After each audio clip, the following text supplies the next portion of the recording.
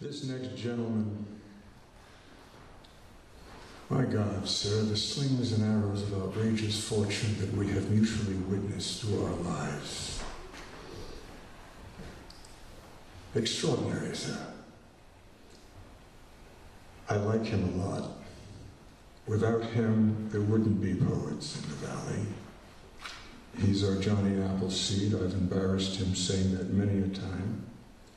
He has been rightfully honored as Orange County Poet Laureate, and hopefully there will be acknowledgments from other counties of his genius. Gives me great pleasure, Robert Milby. Yeah.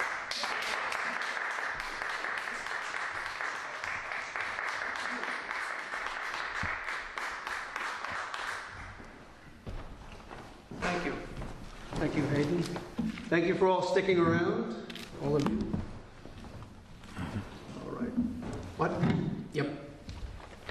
All right, a few birthdays from the past week. On the 7th, which was Sunday, we have William Wordsworth, 1770, and Lady Day, Billie Holiday, 1915. The 8th, which was Monday, Yip Harburg, 1896. And Pablo Picasso's death at age 91 and 1973.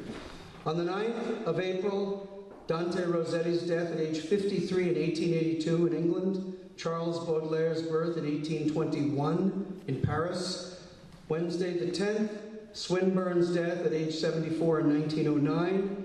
And A.E., which is George William Russell, born in Ireland in 1867. American poet Horace Gregory, 1898. Also on the 10th, we have the Russian poet Bela Akhmadulina, 1937 in the Soviet Union.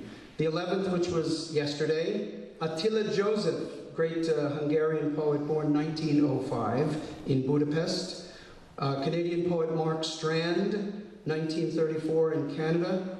And today we have the birthdays of the artist who lived in Orange County, Frederick Frank, 1909.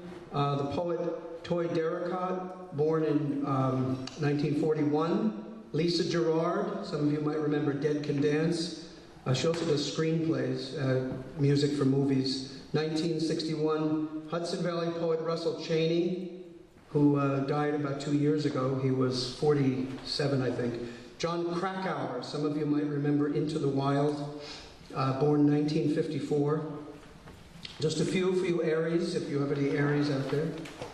Are there any Aries out there? Well, there's one. Makes two of us. All right. William Wordsworth, I wandered lonely as a cloud. I wandered lonely as a cloud that floats on high o'er vales and hills, when all at once I saw a crowd, a host of golden daffodils, beside the lake, beneath the trees, fluttering and dancing in the breeze. Continuous as the stars that shine and twinkle on the Milky Way, they stretched in never-ending line along the margin of a bay. 10,000 saw I at a glance, tossing their heads in sprightly dance. The waves beside them danced, but they outdid the sparkling waves in glee. A poet could not be but gay in such jocund company. I gazed and gazed, but little thought what wealth the show to me had brought.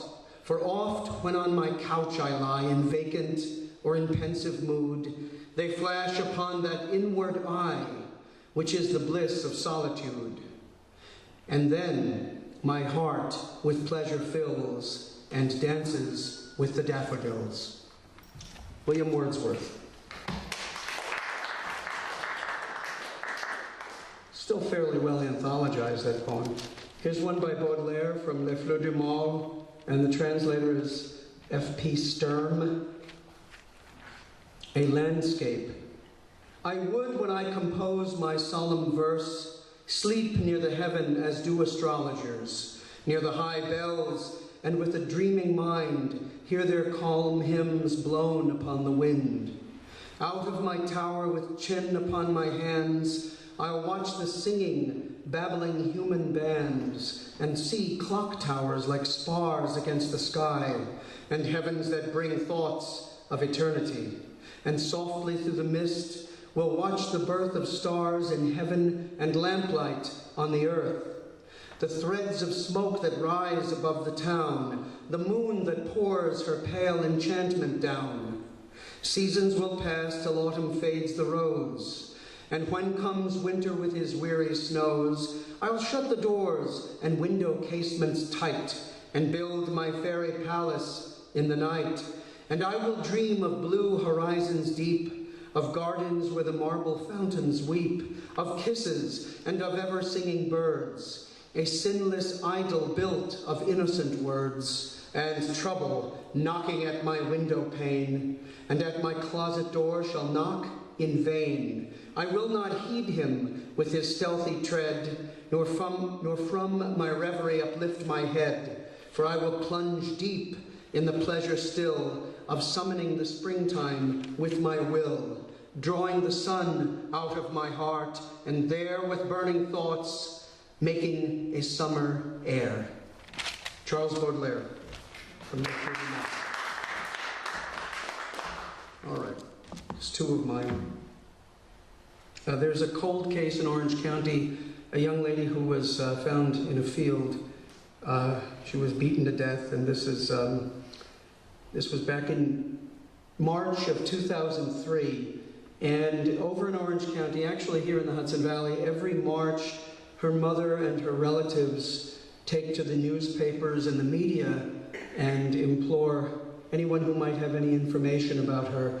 And there's also a reward. She was 20 years old. This is from Megan McDonald, May 2nd, 1982 to March 15th, 2003. Late winter, Bowser Road. A pretty waitress was a student at the local community college. The season of renewal was approaching, vernal equinox. Her body was found in a thawing field a week after the second blizzard of 2003.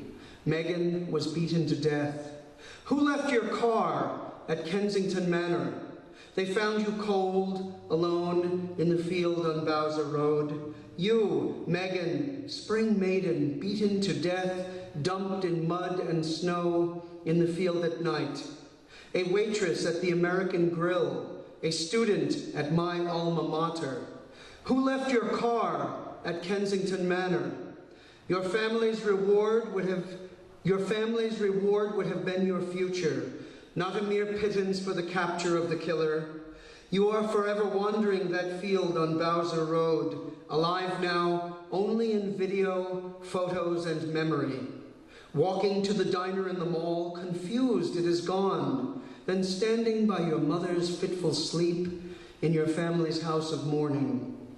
To the spring-bedewed campus of the college in Middletown, where your celestial tears shiver daffodils on a quiet morning in late April, mere days before your birthday.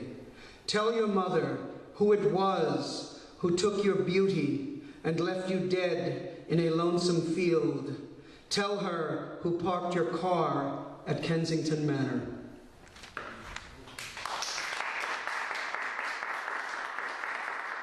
Thank you. All right, this is just one more. Floodplain, royal, growl, groan, rain-swollen creek. Winter refuses to leave. In summer drought, a gasping trickle, a mosquito nursery.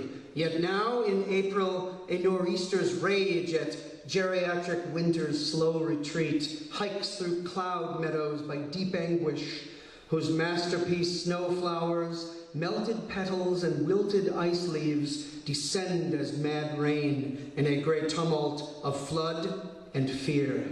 Crows walk the perimeter, robins wait in damp boughs, raindrops dripping from their pale yellow beaks. They sing through this storm, aware that warm days will emerge from a floodplain of springtide passion. Tunnels and warrens will be lost forever. Mysterious graves will be uncovered.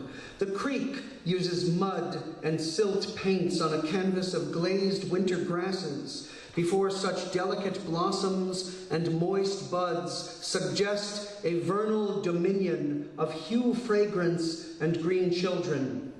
The meadow haberdasher will fit fern flowers and moss vests. Late spring will seek her bold consort, and floodplain will sleep under July blaze, until autumn's forlorn storms sing oak leaf dirges and cold water. Thank you.